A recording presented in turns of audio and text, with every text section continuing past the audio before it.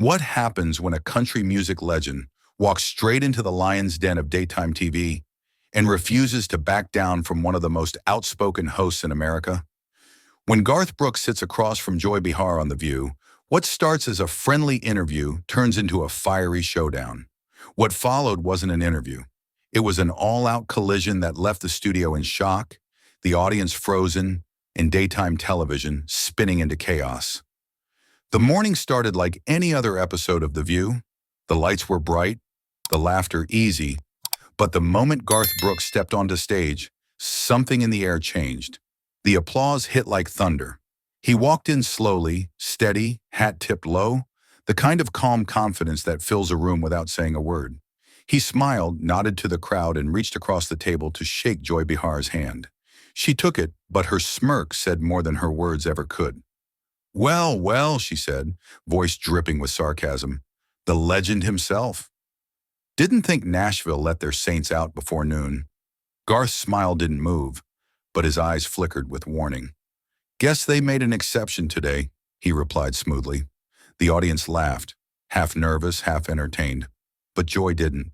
She was testing him, and everyone could feel it. The segment started soft.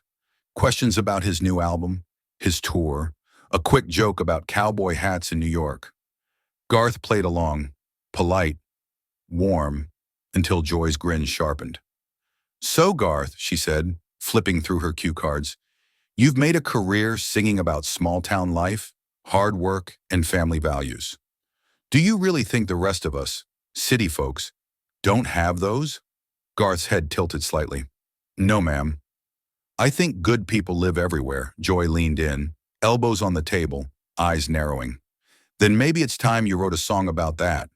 Because from where I'm sitting, it sounds like you're preaching that real America lives in some place without traffic lights."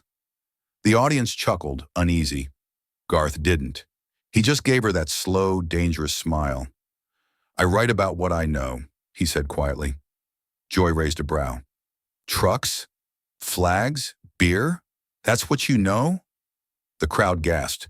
Even Whoopi shifted in her seat. Garth chuckled. But this time, there was steel in it. "No, ma'am. I know about growing up in a town where people still look each other in the eye, where they help their neighbors without asking for a camera crew to film it." That earned him applause. Joy's eyes narrowed. "Cute speech," she said, "but it sounds rehearsed, like one of your songs." Garth leaned forward, elbows on the table now too. His voice dropped lower, steady, deliberate. "That's funny. I thought honesty didn't need rehearsal." The audience oohed. Joy smiled thinly, but her jaw tightened. Whoopi tried to change the subject, but the energy was already turning. Joy ignored her co-host. "You know, Garth, you've made millions selling this idea that small-town life is somehow purer. Don't you think that's a little insulting to the rest of us?" Garth's eyes locked on hers. "I don't think it's insulting to be proud of where you come from, Joy. But it's sure insulting when someone laughs at it." For a moment, neither of them moved. The camera zoomed in. The air was thick enough to cut with a knife. Joy crossed her arms. "Just making sure we're not confusing nostalgia with reality." Garth's smile faded. "Sometimes nostalgia's the only reality people have left. You'd know that if you ever stopped talking long enough to listen." The audience gasped again, louder this time. Joy's mouth opened, ready to fire back, but the producer's voice echoed faintly from behind the cameras. "Go to break! Go to break!" Too late. The storm had already started. The lights felt hotter now. The laughter from earlier was gone, replaced by that uneasy buzz you feel when something's about to break. Garth Brooks sat still, one hand resting on the table, the other on his knee. His smile was there, but tighter now, polite on the surface, sharp underneath. Joy Behar leaned in, eyes glinting like she'd found her target. "You know, every time I hear your music," she said, dragging out each word, "I picture some guy in a pickup truck pretending life was better before the rest of us showed up." The audience gasped. A few laughed nervously. Garth turned his head slowly toward her. The calm in his voice made it worse. "Or maybe," he said, "it's about people remembering who they are, before the world started telling them who to be." Joy scoffed. Oh, please. That's not wisdom, Garth. That's nostalgia, painted up like virtue. The room went silent. Even the cameras seemed to hesitate. Garth's eyes hardened. Maybe, but at least my nostalgia doesn't come with a sneer. A ripple went through the audience. Whoopi shot a warning glance at Joy, but she ignored it, smiling thinly. You sing about small-town honesty, Joy said, voice rising. But let's be real. You live in mansions, you fly private jets, and your face is on every billboard in America. Which Garth should people believe? The simple man or the superstar who forgot what simple means? Garth's jaw flexed. He exhaled through his nose, then leaned in slightly, his voice low, steady, and dangerous. Both, he said, the man who dreamed big and the man who never forgot the dirt under his boots. Joy laughed, sharp and mean. Oh, that's adorable. You should write that down. Maybe put it in a Hallmark card. The audience groaned. Someone even booed softly. Garth didn't flinch. You know, Joy, it's funny, he said, still calm. You talk a lot about hypocrisy, but every time someone from outside your little circle shows up here, you twist their words, turn their life into a punchline, and call it journalism. The tension in the room cracked. Whoopi muttered, "Oh, Lord," under her breath. Joy leaned back, smirking. You finished, preacher man? Garth's lips twitched. Not in a smile, but something colder. Not even close. He leaned in now, elbows on the table, eyes locked on hers. You think mocking people makes you smarter? You think tearing down faith, family, and hard work makes you brave? No, ma'am. It makes you bitter. The crowd gasped. Loud this time. Joy's fake smile twitched. Oh, I'm bitter? She shot back. You sing about the real America like you own it. You don't speak for everyone. You speak for people who can't handle the truth. Garth's voice dropped to a growl. And you think you are the truth. That's the problem, Joy slammed her palm on the table. You're selling a fantasy. And you're selling contempt, he snapped back, louder than before. The audience erupted, some clapping, some gasping. The studio felt like it was seconds from boiling over. Joy forced a laugh, but her voice shook. I've dealt with bigger egos than yours, cowboy. Garth's stare didn't waver. Maybe, but none of them ever looked you in the eye when they said you were wrong. The room froze. The sound crew hesitated to cut to commercial. Everyone was glued to the moment. Whoopi whispered, All right, y'all, we're taking a break. But it was too late. The damage was done. The air inside the studio had turned thick. The kind of silence that isn't quiet at all, just charge. Joy Behar leaned forward, her elbows on the table, that grin curling like she'd found her moment to go in for the kill. Be honest, Garth, she said, voice dripping with mock sympathy. Do you even know anyone who still works a regular job anymore? Or are all your friends just other millionaires pretending to be cowboys? The crowd let out a collective, ooh. Even Whoopi shifted in her seat. Garth didn't blink. His hands came together, fingers laced tight on the table. He took a slow breath. I was raised by people who did, he said quietly. My dad poured concrete 6 days a week. My mom worked 2 shifts and still found time to sing to us before bed. I've never forgotten that Joy laughed, a dry, bitter sound. You sure about that? Because from where I'm sitting, you've forgotten a lot. The smile left his face, slowly, deliberately, like a door closing. The audience went dead silent. Garth leaned forward, his tone dropping a full octave. Not loud, but heavy.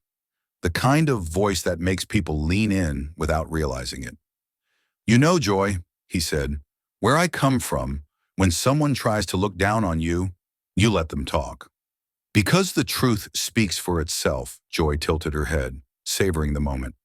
Truth, she said, or marketing? The crowd gasped, louder this time. Garth's jaw flexed once. His eyes narrowed. Every trace of charm vanished. You want truth? He said, his voice cutting through the air like a blade. The truth is, I've never needed to sell my soul to get people to listen. The audience erupted. Gasps, scattered applause, murmurs all at once. Joy's smirk faltered, just for a second, but she recovered fast. Oh, please, she sneered. You've been selling an image for 30 years. A cowboy act for people who want to feel better about being stuck in the past. Garth's eyes locked on hers. You call it an act. I call it a life. There's a difference. One you'd know if you'd ever had to earn respect instead of demand it. The words hit hard. The audience gasped again, then fell completely silent. You could hear the air conditioning hum. Joy blinked, caught off guard, then snapped back. Earn respect? Don't you dare lecture me about work. I've been doing this longer than you've been relevant. Garth's expression didn't change. Yeah, he said softly, and look how it's working out. A stunned silence swept the studio. For the first time, Joy didn't have a comeback. Her face stiffened. The tension in the room was thick. The crowd had stopped clapping, stopped whispering. They were just watching, waiting. Everyone could feel it now. This wasn't an interview anymore.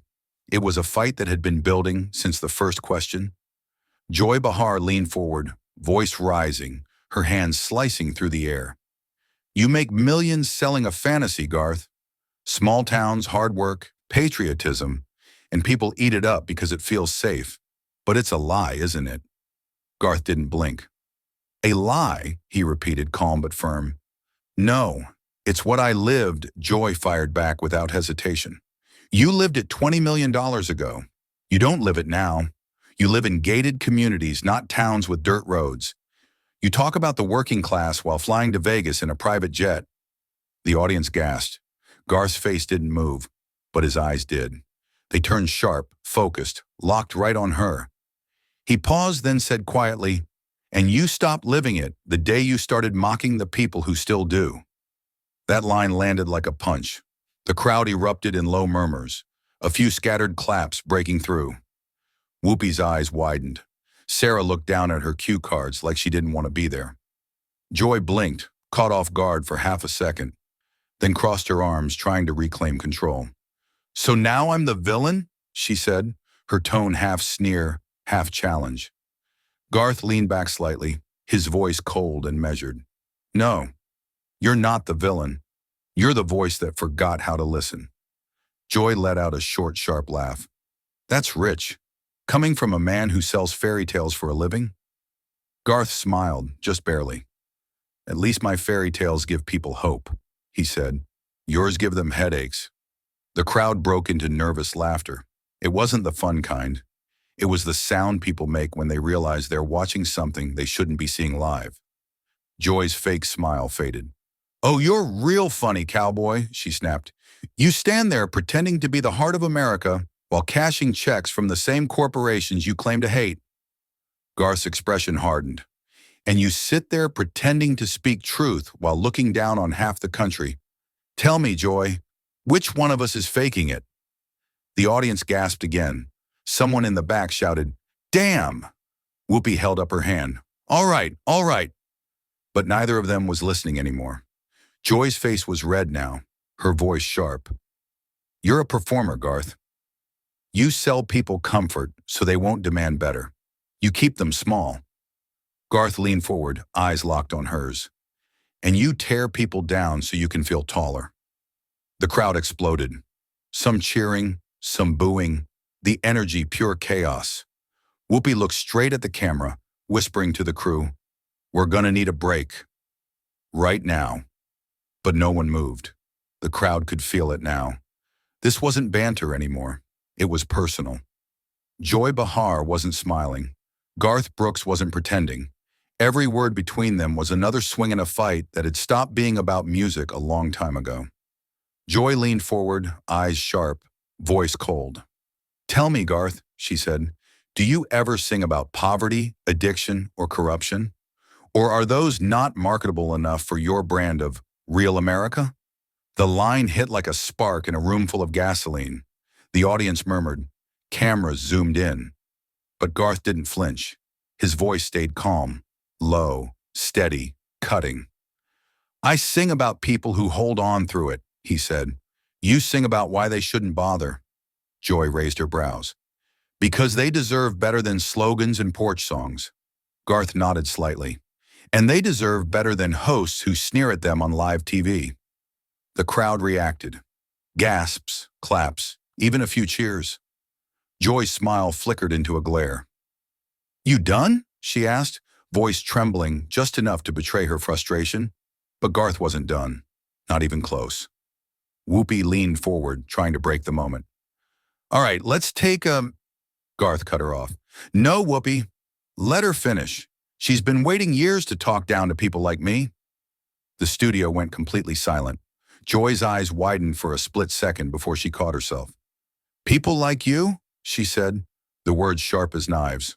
Garth leaned forward, elbows on the table, his tone deadly calm. "Yeah, people who pray before dinner, who still call their mama on Sundays.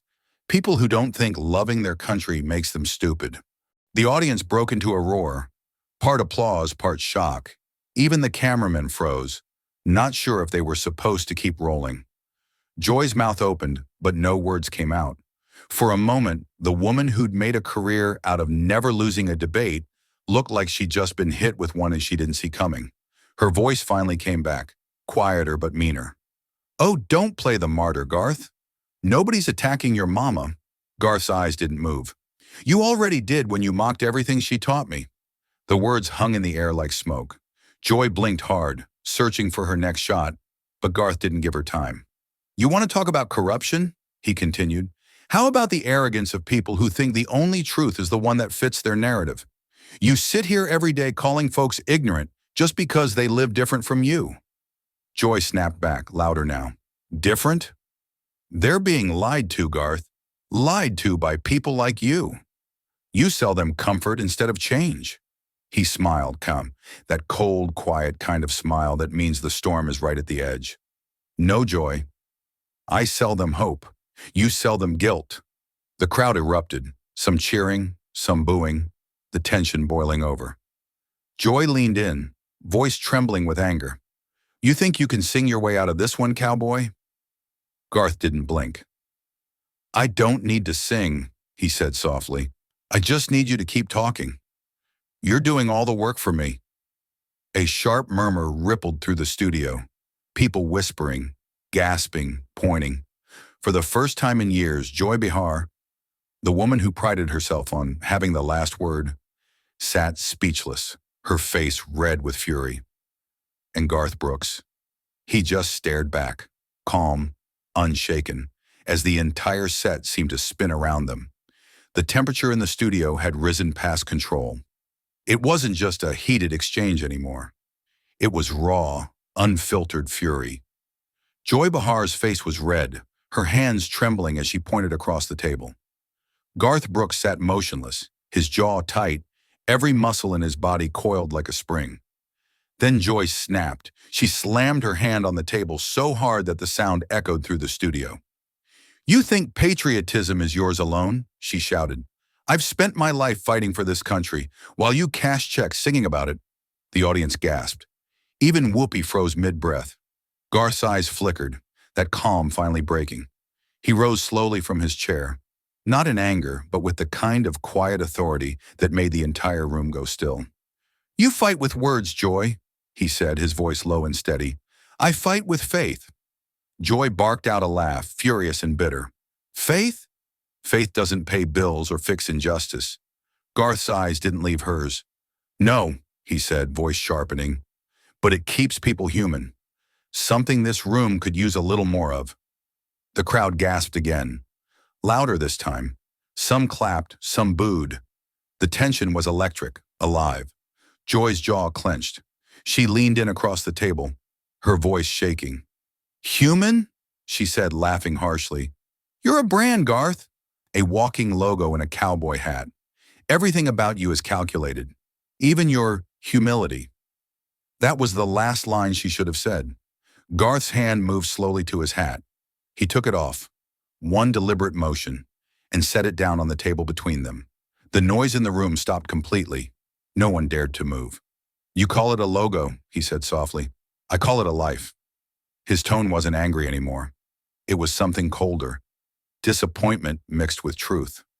"Every scar, every song, every prayer I've sung came from a place you've never been. Humility. You mock it because you don't understand it."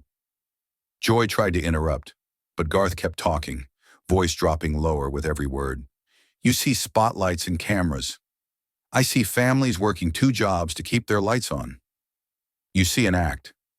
I see the truth you forgot a long time ago. He leaned forward, resting both hands on the table. And that's something money, fame, or Manhattan TV lights can't teach. Dead silence. Joy blinked, once, twice, her face frozen in a mixture of rage and shock. For the first time in her career, she didn't have a comeback. The audience didn't cheer, didn't clap. They just stared. It was that strange, heavy quiet that follows a moment no one expected to happen. Garth straightened his shoulders, eyes never leaving hers. He looked calm again now, but it wasn't the same calm he'd walked in with. This was colder, final. Whoopi whispered, barely audible, "Cut to break. Now!" But the cameras kept rolling. And Garth Brooks stood there, hat off, voice steady, every word still hanging in the air like thunder that hadn't finished echoing. The air in the studio was like a live wire, humming, dangerous, moments from snapping. Joy Behar's face had gone rigid. Her jaw was clenched so tight it looked painful. For a long moment, she said nothing. Then in a low, trembling voice that barely hid her rage, she spoke. "You don't come on my show and lecture me about humility," she hissed. Garth didn't flinch. He stared straight at her, the same calm in his eyes that had unnerved her all morning. "Then maybe," he said, voice low and even, "start treating your guests like people, not targets." A ripple went through the audience, half gasp, half murmur. The crew looked toward the producers, waiting for the signal to cut, but no one moved. The cameras kept rolling. Whoopi leaned forward, her tone gentle but firm. "Garth," he turned to her, eyes softening for the first time. "It's all right," he said. "We're done." The crowd held its breath. Joy looked stunned, not because of what he said, but because of how calm he sounded. She was used to winning arguments by breaking people down, not by watching them rise above her. Garth reached for his hat. The soft scrape of felt against the table was the only sound in the room. He stood slowly, dusted off his sleeve, and picked up the hat with both hands. Joy's voice snapped like a whip. "Running away, huh?" He stopped mid-step, turned back toward her, and met her glare with a quiet, controlled fire. "No," he said, "walking away before I say something you can't edit out." The audience exploded. Some gasped, some cheered. A few stood up, clapping before realizing they weren't supposed to. Joy's face flushed deep red. "Oh, that's real noble of you," she spat. "The country hero taking the high road." Garth tilted his head slightly, no trace of anger now, just finality. "No, ma'am," he said, "just a man who knows when a conversation's turned into noise." He placed the hat gently on his head, adjusted the brim, and tipped it toward Whoopi with quiet respect. "Thank you, Whoopi." Whoopi gave a small nod, one that said everything without words. Then, without another glance at Joy, Garth Brooks turned and walked off the set. The sound of his boots against the studio floor echoed through the silence. No one clapped. No one spoke.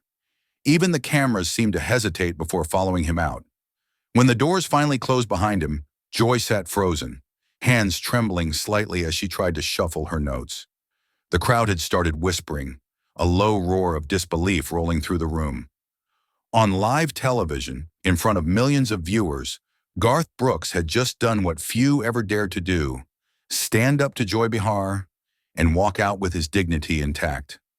If you believe respect still matters, even when tempers flare, hit that subscribe button and join us for more stories where the truth speaks louder than the noise. Subscribe, like, and share if you think Garth Brooks made the right call. Because in a world full of arguments, sometimes walking away is the boldest statement of all.